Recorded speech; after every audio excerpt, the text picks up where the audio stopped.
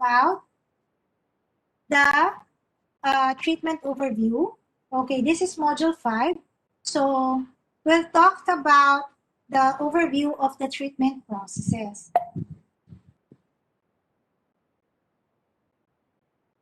So our objectives are describe at least 4 ways of looking at treatment, list at least 6 principles of effective treatment, and identify 3 ways that these principles are currently incorporated in your treatment, in the treatment in your areas.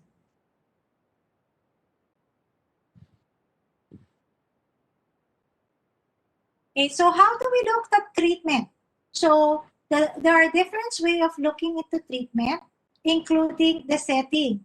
So the setting or the location, the intensity and duration, the modality or how treatment is provided, what are the different components of treatment, the continuum of care, and the treatment models or practices.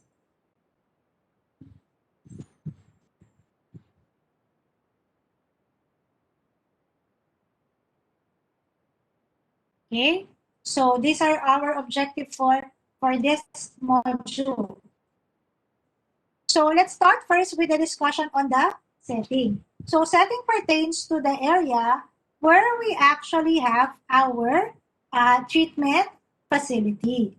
Okay, so the treatment facility could be an outreach and drop-in center.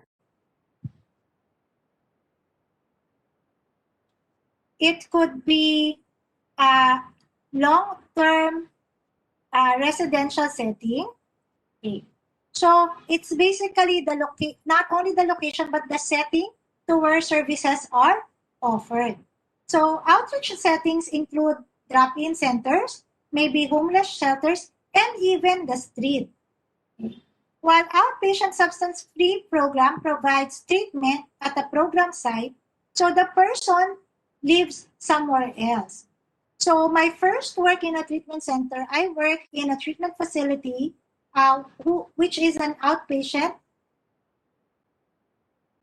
treatment program. And what our clients at the beginning, so for the first 60 or 90 days, they live in a halfway house together with other people in recovery. So many programs could also provide services like we also have, let's say, for example, like some of you are psychiatrists, right? So your clinic would be a setting where you provide treatment services and intervention.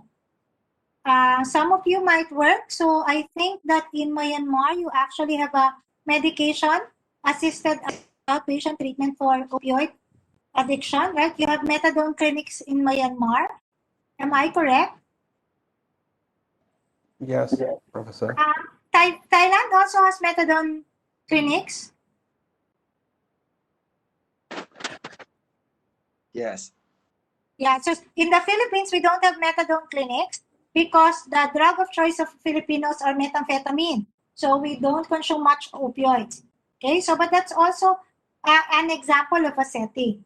So we also talked about hospital-based inpatient treatment setting. Aside from the detoxification, there might be some other forms of short-term treatment program. So we also have non-medical residential programs. And as I mentioned earlier, halfway houses or even transitional facilities. Okay. So the next, after setting, is we talk about the intensity and duration. So when we talked about intensity and duration, so intensity is related to how many hours per day a person is involved in treatment activities. So in residential setting, this is easy because basically they are your captured audience, right? So they have to go through the time, the programming of the facility. But I assume that you also give them like free time in which they can do whatever they want. So it might also be applicable for people deprived of liberty, those who are in prisons. Okay? So it could also be like on outpatient program, these are less intensive because they only have to spend like maybe 6 hours or less inside the treatment center. So an intensive outpatient program may offer treatment activities for about 9 to 20 hours per week. So intensity is how many hours per day we provide treatment, while duration, on the other hand, answers the question how long.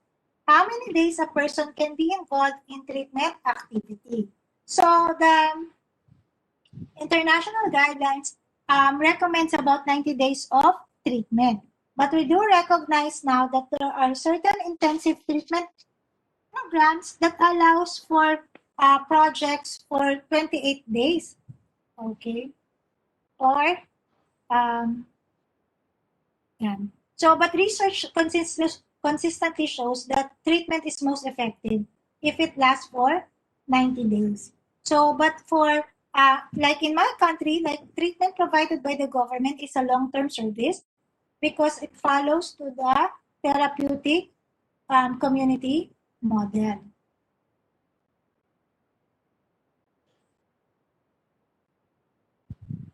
So next is we have a discussion on how treatment is provided. So when we talk about how treatment is provided, so we talk about the different modalities which could be offered in groups, with peers, individually, with family members, or even a combination. So most likely, if you're running um, treatment, you're working in a treatment facility, so the services that you offer offers all of this. So there's an individual counseling, there's a group activity, it might be psychoeducation or group counseling. Okay. There would be family therapy and even multi-family therapy at a certain point. And there's also technology assisted care. Okay. So what's an example of technology assisted care? So you might be using phones, cell phones, Viber, WhatsApp, Messenger to be able to conduct or provide services.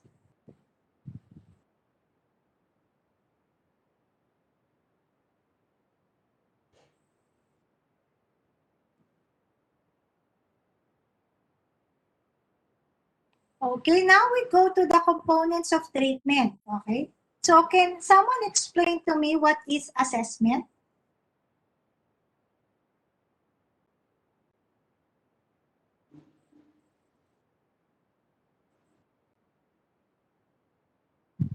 To generally see the client what is all about. Okay, so it's to generally appraise the client, okay, their situation. Yeah, what else? So in assessment, so we talked about the severity of the client's problem in the different aspects of their lives. But aside from their concerns and issues, when we conduct assessment, we also conduct assessment to be able to know the strengths of the client. Okay? So when we conduct assessment, it's not only the bad things, but we also try to identify what are the strengths of our clients.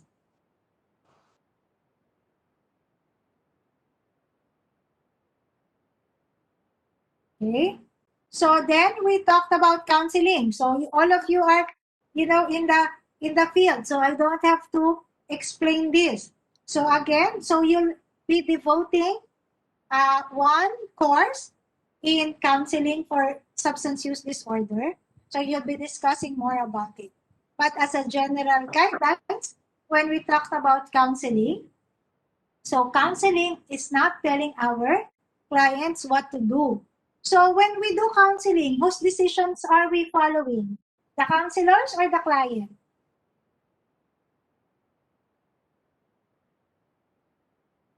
So what is the role of the counselor in the counseling process?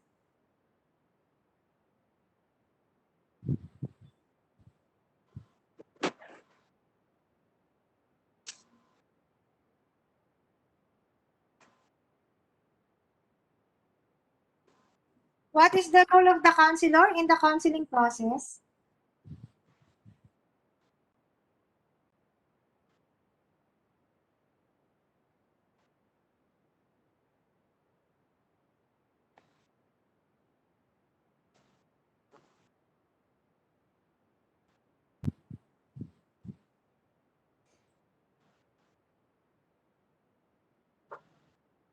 What's the role of the counselor? Anybody?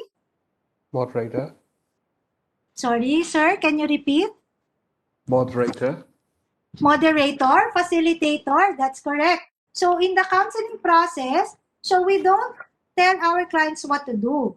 Rather, we allow the clients to come into terms into the actions that he needs to take. So we facilitate the change, but we don't give direction. So, but you might question, but sometimes we actually give directions when we ask questions. Yes, we do that in a subtle way, in a way that the clients, it's not us telling the clients, you have to do this because this is the right thing to do. But rather, by asking questions and by allowing our clients to think, the clients come to a realization that this is an alternative that he could take because it's the most beneficial to him and to his family. Okay? Now, education. So why is education a component of the treatment process? What are the things that we teach our client?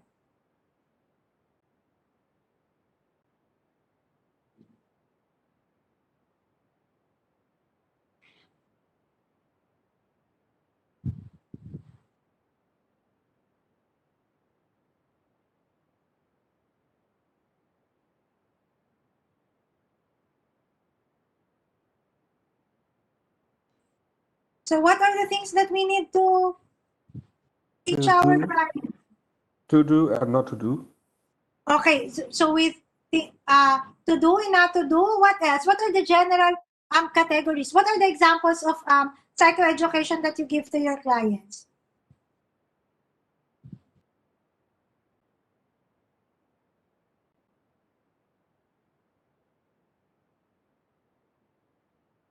So, do you provide like psychoeducation in terms of time management to your clients or financial management? Do you talk to them about communication skills, refusal skills?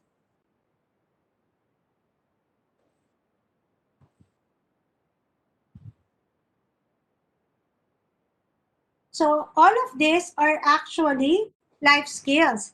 And we give that to our client because so most of them lack this necessary ability that is important in the sense that it allows us to live a productive life.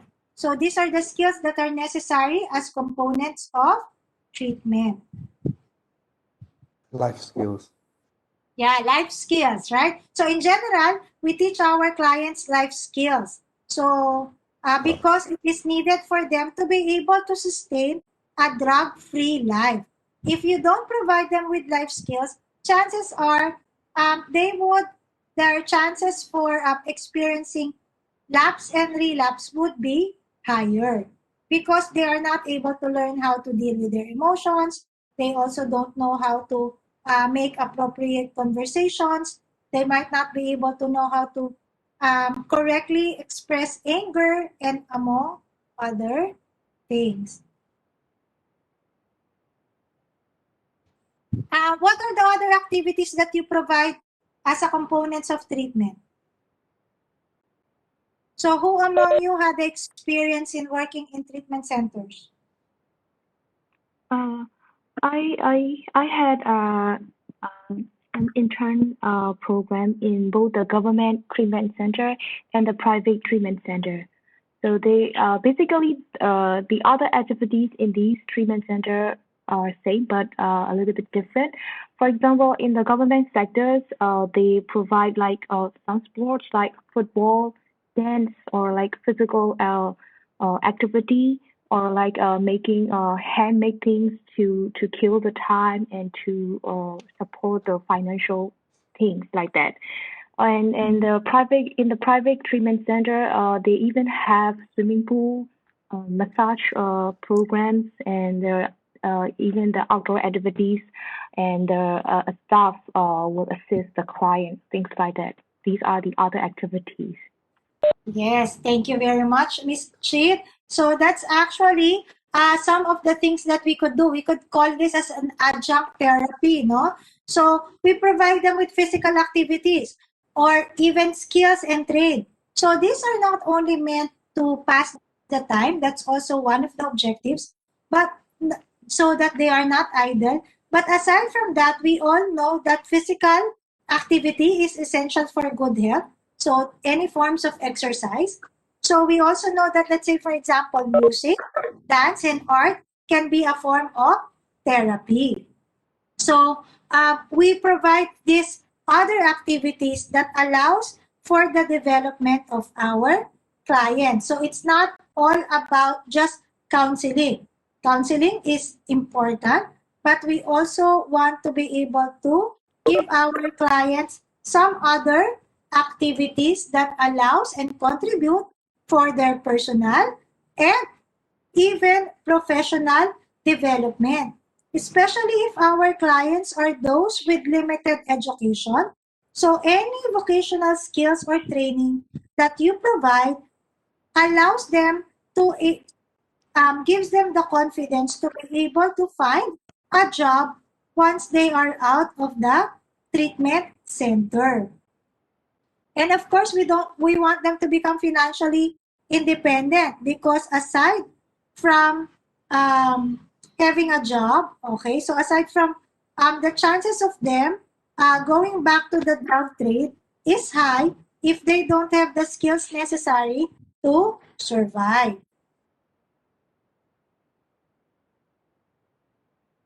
Okay, so we have our next is the continuum of care. So you will have an elaborate discussion later on the continuum of care. So the continuum of care is talks about pre-treatment, primary treatment, post-treatment support, and other services at time. Okay, so what are the examples of the pre-treatment services?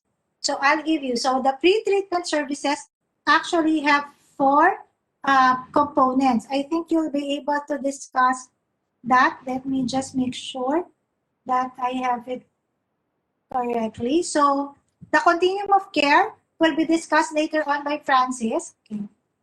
So, but just as an introduction, when we talked about pre-treatment phase, this covers outreach, screening, detoxification, and assessment. So in my country before, there was a general misconception that when a person is already enrolled and seek detoxification services, that person is already in the treatment process. So there's no understanding that in fact, so when we talk about pre-treatment, detoxification is just a way to remove the toxins out of the person's body. Then we also talked about the primary treatment services. Okay, so primary treatment services, so those are all the range of services that you provide within the treatment center. So it could be like it includes case management, it also includes counseling, whether individual or group, it also includes psychoeducation, it also includes a variety of services. So all of these are part of the primary treatment services. So it might also be, so some treatment centers allow for coordinates the education or the training going back to school, or even medical services of their clients. Then we have post-treatment support, or what we call as the aftercare treatment program. So why do we provide aftercare treatment services? Why is it important?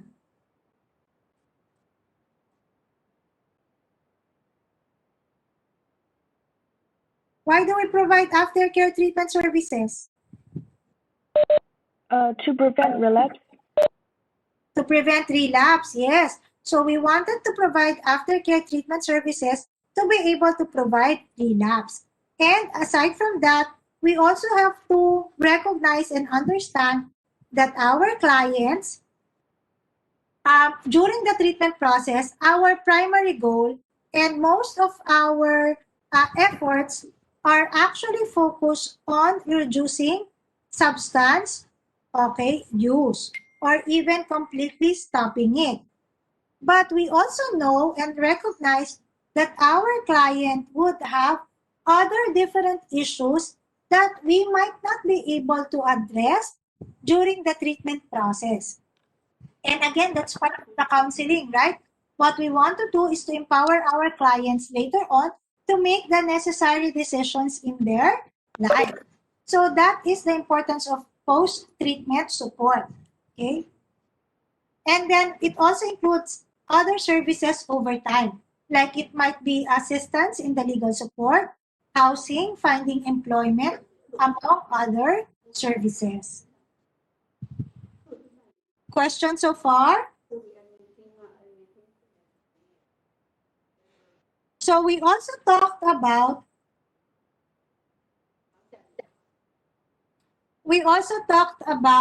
the treatment models of practices such as theory and techniques.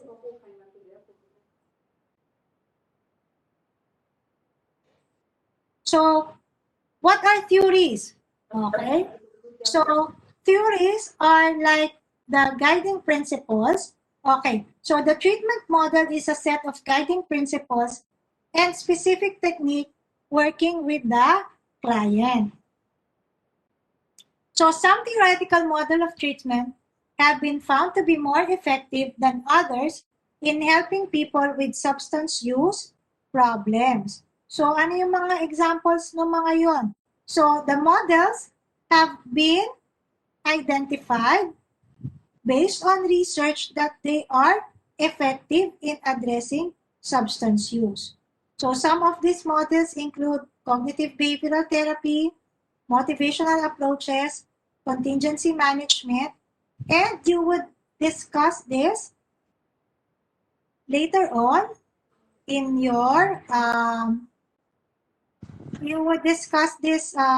much later on in terms of the evidence-based practices. Okay?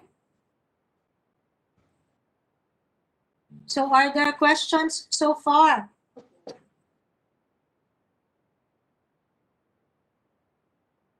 So next, we move on to the next stage. Okay, so these are the principles of drug dependence based on treatment outcome. So this is actually a NIDA principle. Okay, so I actually have the file. Let me try. So it's in your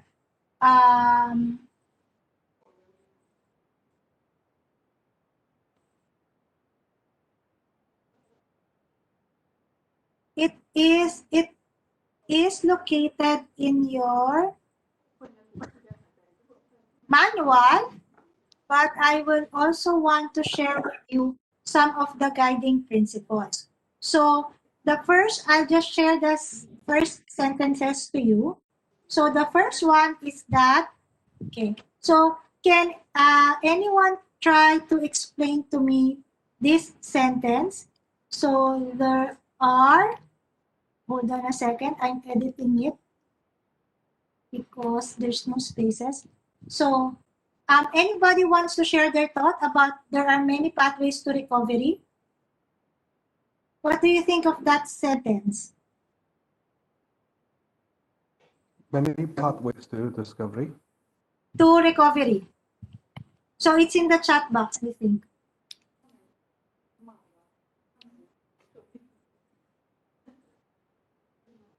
So I'm sending to you the first sentences of the guiding principles of recovery.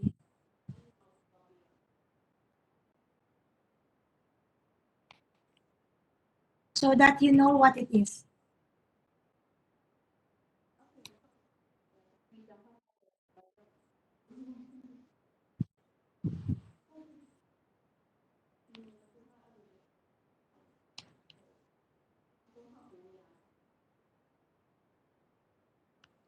So I can explain this to you guys. So what I will do, I have several handouts as well as I have the link for the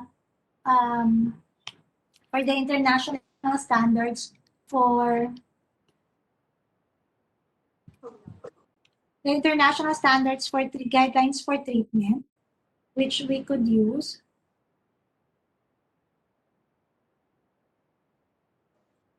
So these are the guiding principles of recovery. And then there are basic principles of effective drug treatment as well. I think, do you guys have already downloaded your participant manual? So it's quite a lot. So what I will do is email this. I normally, when I do online training, what I provide is that I provide my participants with handouts because as supplemental reading materials. So this is NIDA. These are all in public domain. So you guys could actually download this. Okay, these are the principles. So what I give you is the basic guiding principles of recovery. There are also principles of drug dependence treatment. Okay. Then we have the international standards on the treatment of drug use disorders. Okay, so that is a publication by the United Nations Office on Drugs and Crime, which talks about the different guidelines that we have to be mindful of when we talk about different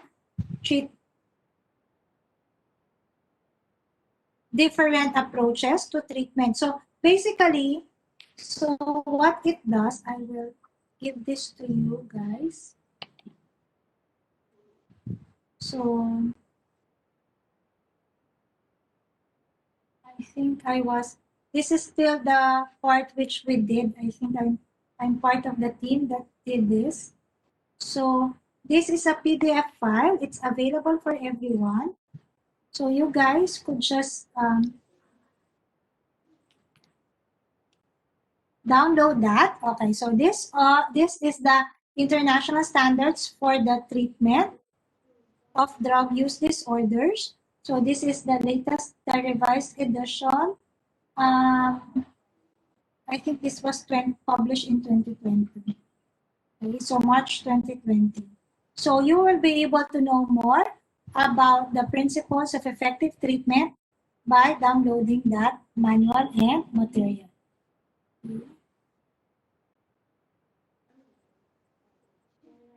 So are there questions so far? Okay. So this portion is not in your PowerPoint, but I want to talk about the service organization pyramid. So this is taken from the United Nations Office on Drugs and Crime and World Health Organization's Pyramid of Mental Health Services. So it talks about different service organizations in terms of substance use disorder and treatment. So you would see, okay, that's not what I want to do. So I wanted to,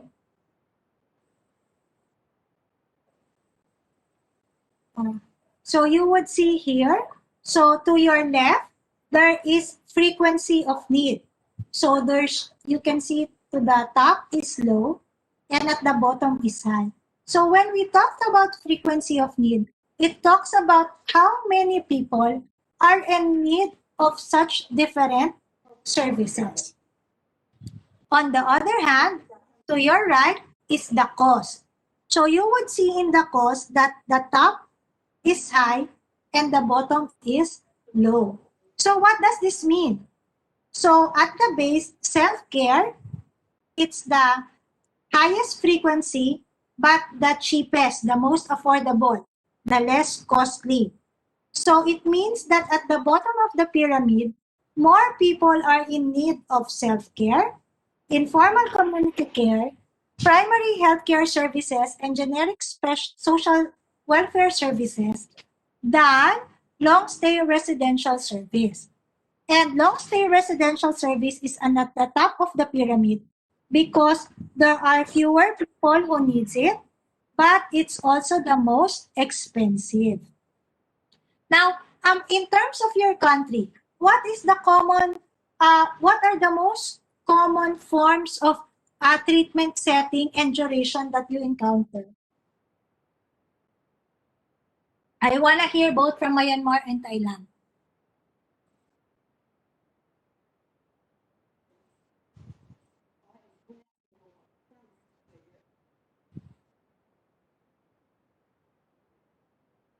So what's the most common form of treatment in your country?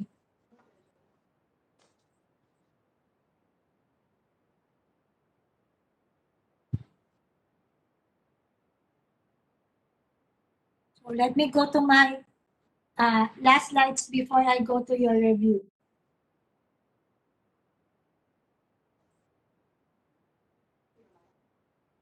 So can anyone share how is treatment being implemented in your cities? We're not gonna do the Jamboard anymore. Or do you wanna do the Jamboard? So you guys can actually practice. This is a good ano.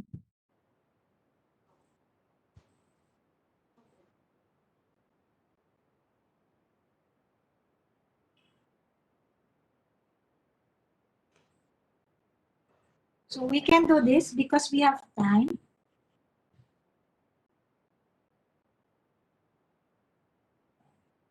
And for those of you who are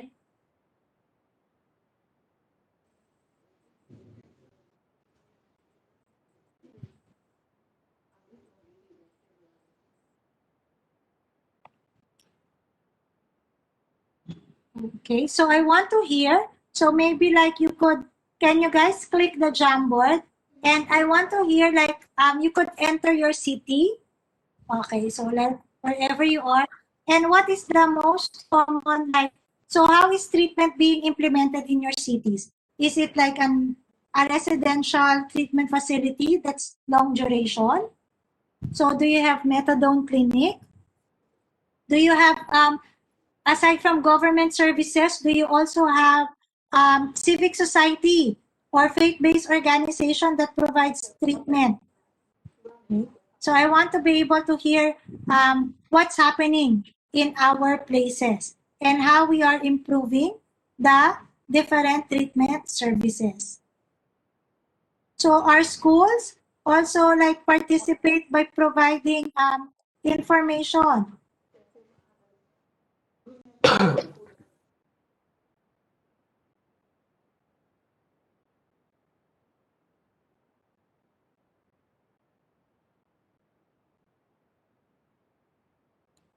So if you have joined already in the Google board, if you want to write, just put the sticky notes. So to your left side, there's a pen, that's a highlighter, there's an eraser, an arrow, and below that, sticky note.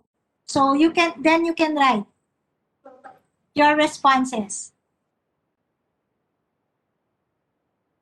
So if I write something, okay, so I live, for example, I live in Makati. Oh, matrix model, that's correct.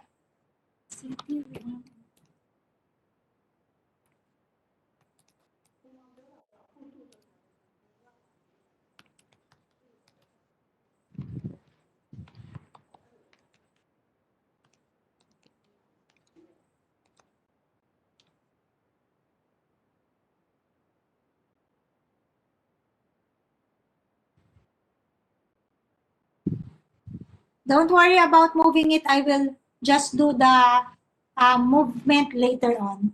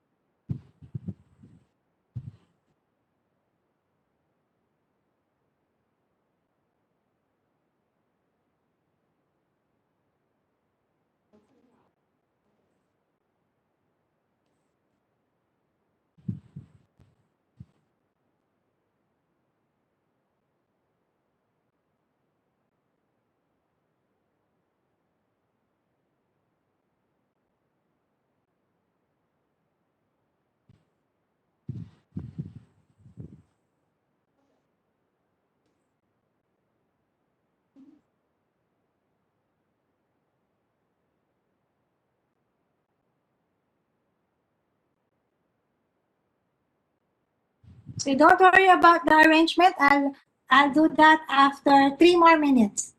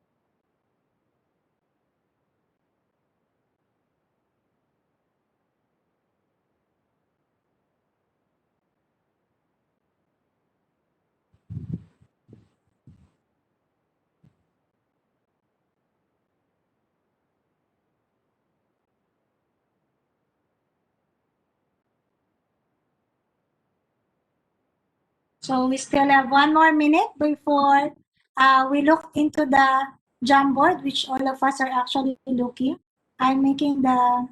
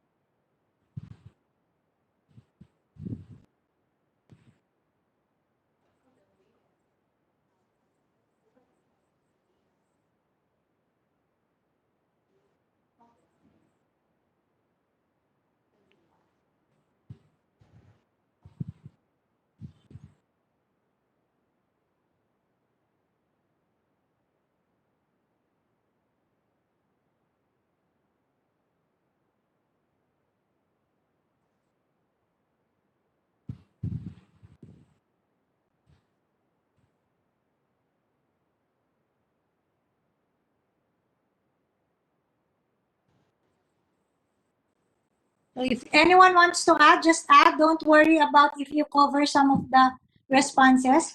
We'll just move that later on. So let's see what's going on. When we talked about treatment in our places of residence, or maybe even place of work. Let's see what's going on.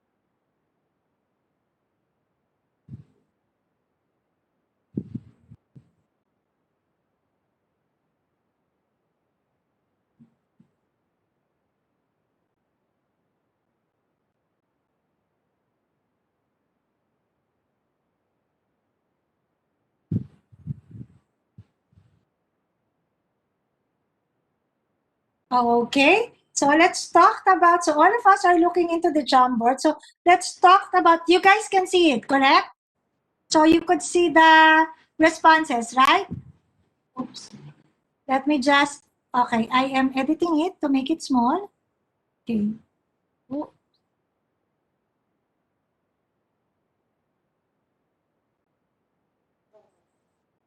Okay, I can edit it. I'll move it because there's another TC therapeutic community there.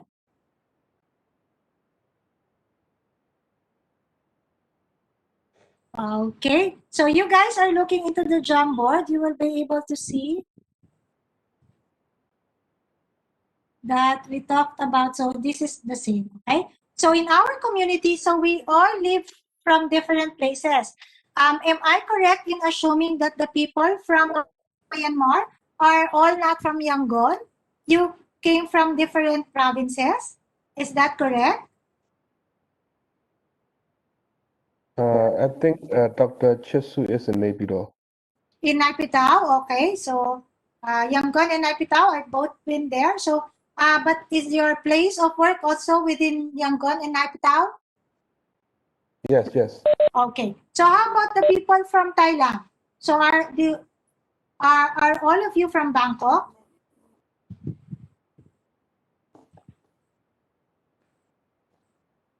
Are people from Thailand all coming from Bangkok? Because I think we have students there, right? So there are students from enrolled in the grad school, so they might be coming from different places. What I like about this board is that we see that there are actually a lot of services that's offered in our community. So, but actually, when in my city, so I came from one of the smallest city in the Philippines, but we happen to be the commercial business district.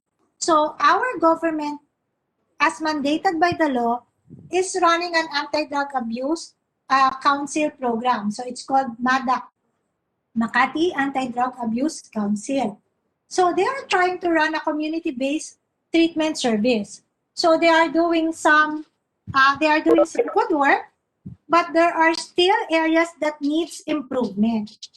So in Makati City, there are rehab centers, treatment centers for the cure and treatment of substance use disorder are not allowed to operate. So the reason why we don't have inpatient treatment center is that the government refuses to give business permit for that. Because what their reasoning is that we actually have a low percentage of population that uses substances. I'm not sure if it's true or not. Well, yeah, my area is relatively peaceful, but there's also a lot of transient community because we have a lot of hotels. So this is a very commercial district in the Philippines. And recently, there are buy-bust operations during the quarantine in high-end hotels wherein client would meet at the parking lot. And trade substances. Okay. So in Yangon, okay, let me just read this. I will enlarge this. So for Yangon City, there's a management of substance use disorder, patients at tertiary mental hospital in the government sector, also SUD treatment at some private hospital, and methadone clinics are all run by government sectors. So methadone clinics are all government services. Some services, wait, I'm trying to enlarge. IMNGO, Sorry. international NGO. By international NGOs. Okay, so thank you for that. So there are methadone clinics. So do you guys know how many methadone clinics are there in Yangon? So I've been to Yangon, but I've never been to a methadone clinic in Yangon. I think I'm not a psychiatrist, and Dr. Taylor is a psychiatrist. Could you please answer this question? And there's an in Nijina, Northern Myanmar, Nijina City, Nichina think- and Yangon? and also in Mandalay. Oh, I see. I think methadone clinics. So where exactly are the methadone clinics in Yangon? I think there's most of the SUD patients are treated in Padai Mental Health Hospital for intensification and withdrawal symptoms, and they move to a rehabilitation center if they need to get their own treatment. And they took from methadone center. I see. In Nigeria, we practice like this. What I mean by Professor, what I mean by methadone clinics, they're not scattered all over the city. If a patient have to take methadone, they have to go to a tertiary mental hospital in Yangon. We call it Radai, a mental hospital. Oh, okay.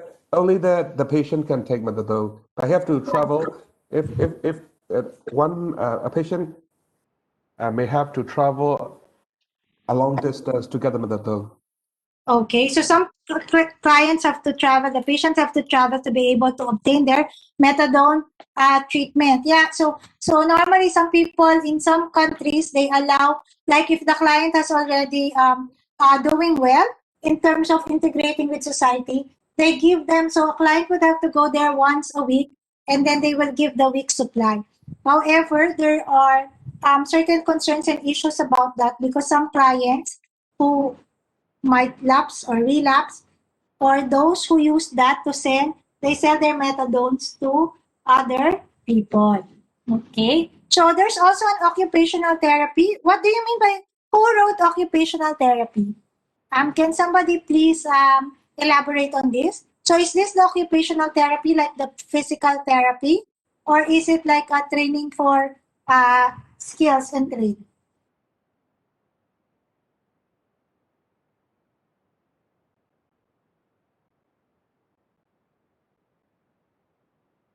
Anyone wants to share or elaborate on the discussion in terms of occupational therapy?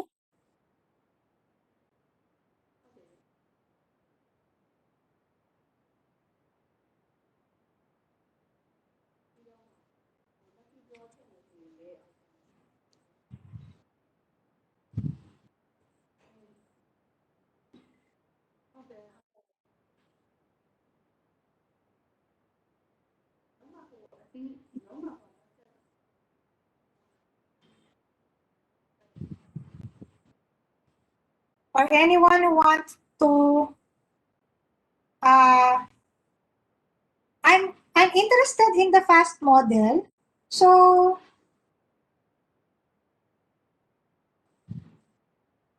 what's the FAST model? Anyone who wrote this? Can you guys please explain?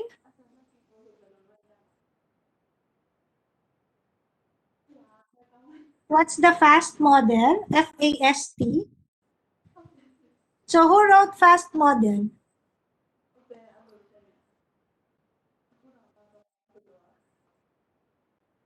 So anyone wants to explain about this? So we have a variety of services. No, we have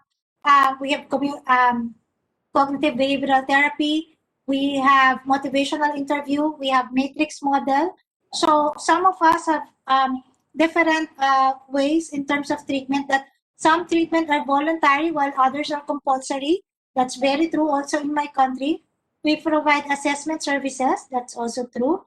Some places already have online counseling.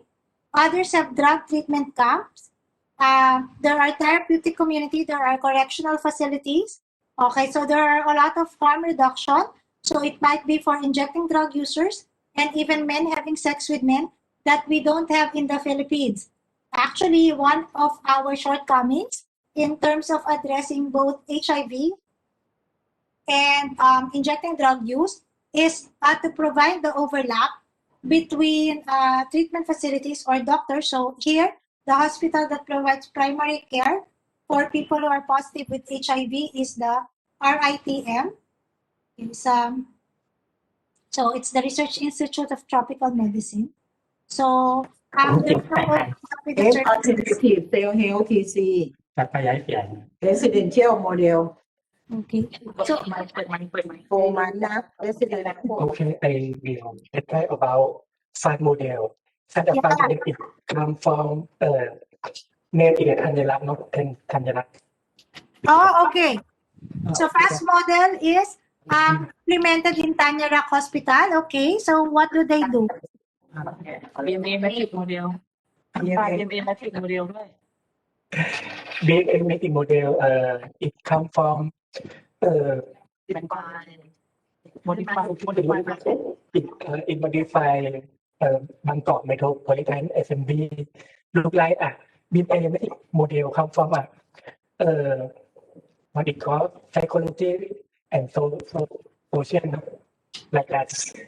So It's about มันมาจากไหนนะ Matrix Institute It's about come from metric program, yes. So it's psychological and social services. Am I correct? Did I get that correctly? Like volunteer psychology, yes, and have CBT too. OPD Yeah, I've been to Tanyara Hospital several times. We conducted training for their people several times for several years. Okay. So thank you for explaining. Okay. So we want to have ปิดไมค์ด้วย Stop Cholestar sorry. Okay. So there are also private drug treatment facilities in some of your places, as well as government facilities. Okay. So we have family therapy. So that's something that maybe we have to consider, no? So because some facilities cannot provide family therapies. What we can do is to actually pair, go for a referral center wherein we could actually allow them. Okay, so you don't have to provide all your clients have a variety and diverse needs. So it's very difficult to be able to provide everything that they need. And don't think that you have to do it. So what you could do is actually to go to look for a partner agencies in which that partner agency might actually specialize in providing family therapy and family care. So, and then you develop a partnership, especially in the community. Okay. So are there questions so far? So I want a quick review before I let you go for your, I think it's your break in a few minutes. But before I do that, because this is the only time, so today is the only time that I will be with you. Okay, so I wanted to make sure that you are able to learn and get the information that you need. Okay. So may I ask, so in module 5, so our objective is describe 4 ways of looking at treatment. So what are the 4 ways that we look into treatment? Like, just give me like responses. Or use our chat box. Okay, so what are the ways of looking into treatment?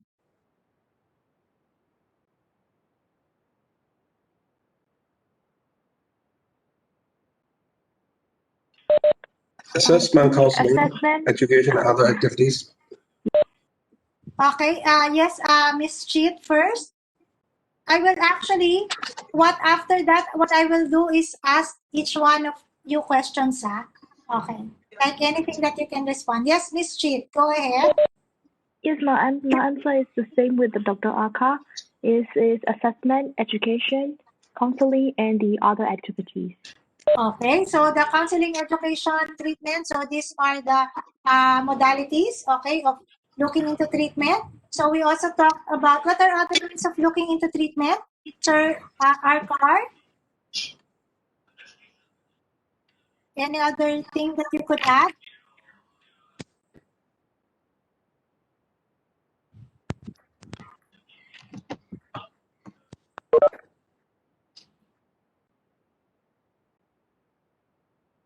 Sorry, could you repeat your question? Yeah. So, is there any other things that you want to add in terms of describing 4 ways of looking at treatment? So, aside from the modalities, what else do we talk about? So, we also talked about setting. Okay, so we talk about setting. We talked about intensity and duration. We talked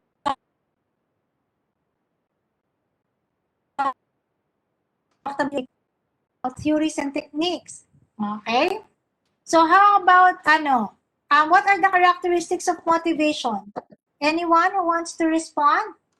Dynamic, purposeful, intentional, positive, and changeable. Okay, very good. So dynamic, purposeful.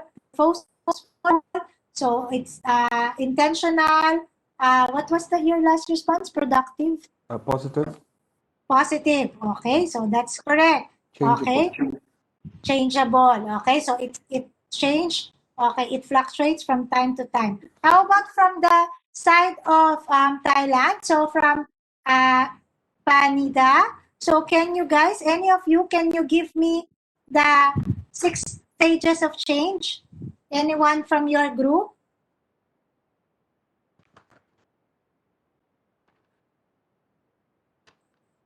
So from the group of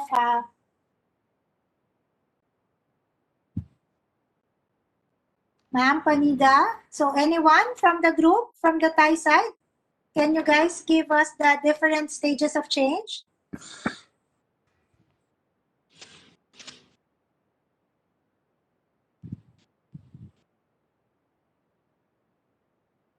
So let's hear from other aside from Cheat and Arcar and Sir Lin. So, or anyone wants to respond to that? So what are the stages of change?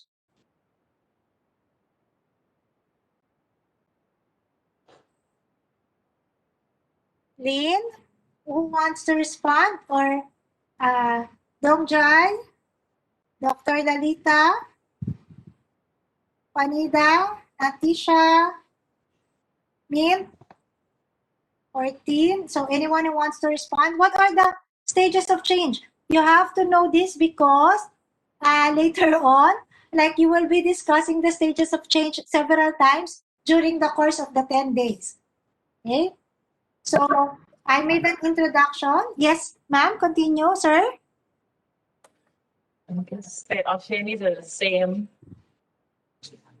Six Six state. six step. Same. ใช่ไหมเขาถามคือเพราะเมื่อกี้เดินออกไปไงแล้วได้ยินเสียงว่าปณิตาก็เลยกลับเข้ามา ต้องมีอะไรนอกเหนือใช่ไหม ใช่ไหมคือเราเข้าใจถูกใช่ไหม In a Bangkok, it's a state of change is the same. All principle same principle. So what are the stages of change? So we start with pre-contemplation. What's next? Contemplation, preparation, action, and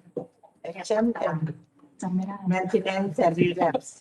And recurrence. So we have pre-contemplation, contemplation, preparation, action, maintenance, and recurrence. Thank you. Very good. Hi, Verna. I just came back. Yeah, yes, Dr. Prabhupul, I saw you.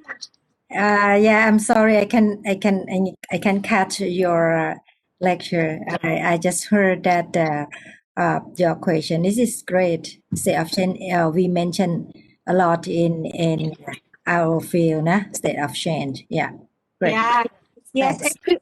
And they will also like encounter that a lot of times for the discussion for UTC4. Wow. So, Great. yeah. So my last question is, can any of you give me either the factors that affect treatment or some examples of recovery capital? So what are the factors that affect treatment and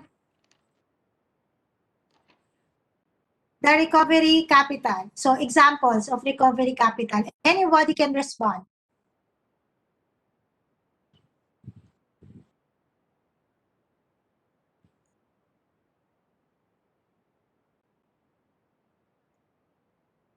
So anybody?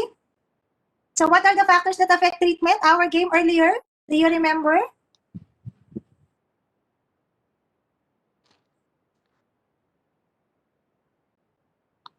So what were the factors that your responses were?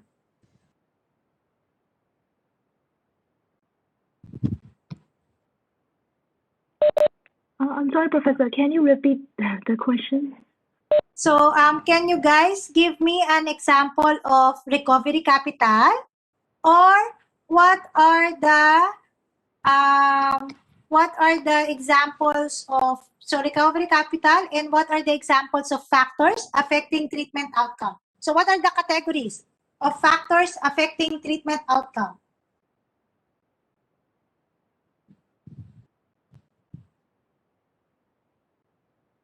So do you remember the game earlier that you played in Kahoots? So there are 4 choices. What were the choices? Personal programs, family Personal, transition, social and family programs, and Women's women, needs. women's issues. Very good. Okay. Sir Lin, can you tell me, Dr. Lin, like about example of a recovery capital? Recovery capital. Yes, yes, please. Any example?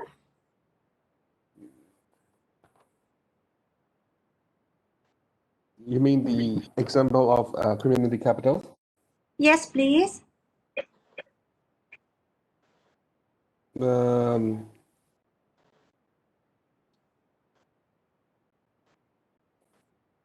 there are 3 general categories.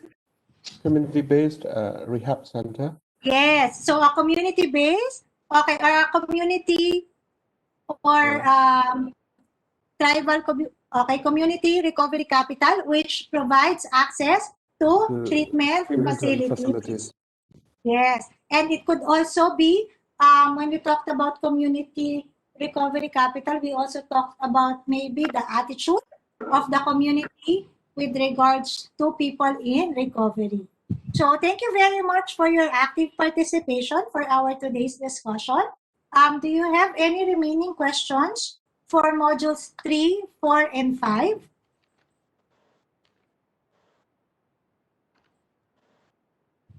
So what I will do, I will send you some handouts as well as the copy of the case study. I will email it to Ma'am Shi.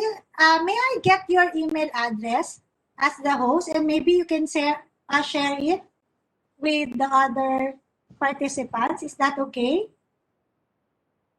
Yes, Verna, you can send to Dr. Chisu and Panida or me. We will distribution. Thank you.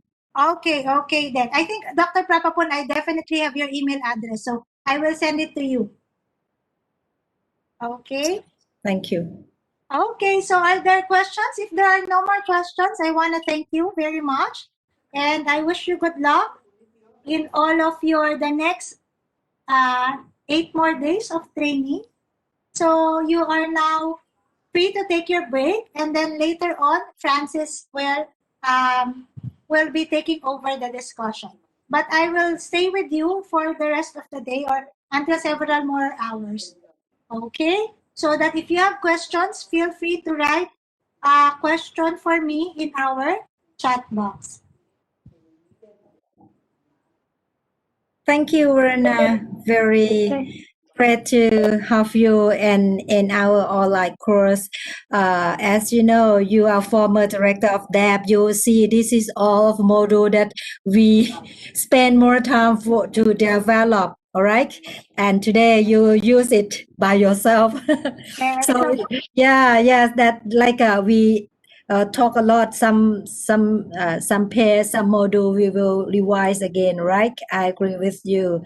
But so proud that you spend time with Thais and Myanmar participants. It is very honors. Thank you so much, Verna. Oh, it's my pleasure. And if you guys want to invite me again, let me know. I mean, I enjoy teaching. And we were also like a little bit privileged because what we did in the Philippines, so I had several practice because we run it also for university professors twice this year. And then I just recently finished the diploma course for the College of St. Benil with Sir Unyo. So we run it in the university. I have 10 participants, one from Myanmar, he's a brother, one Vietnamese sister. I have 4 Filipino doctors, 2 workers from our National Rehabilitation Center for SUD, and 2 from the academic setting. So if there's anything I can help you with, just send me a message. We're Facebook friends. So so I'll be happy to help out. Okay, so thanks again, everyone. So you go and take your break. So while we wait later on for Francis to arrive, but I'm just here. So if you have questions, just send the chat box. Thank you. Thank you. Thank you. Okay, next, take a break. How many minutes for take a break, Dr. Chisu? 15 minutes.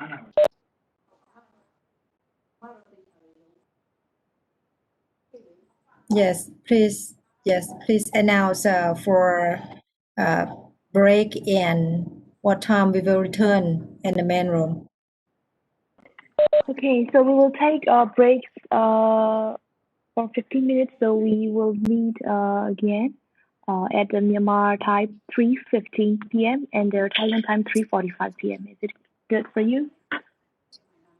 Yeah. Yes. Thank you. Okay.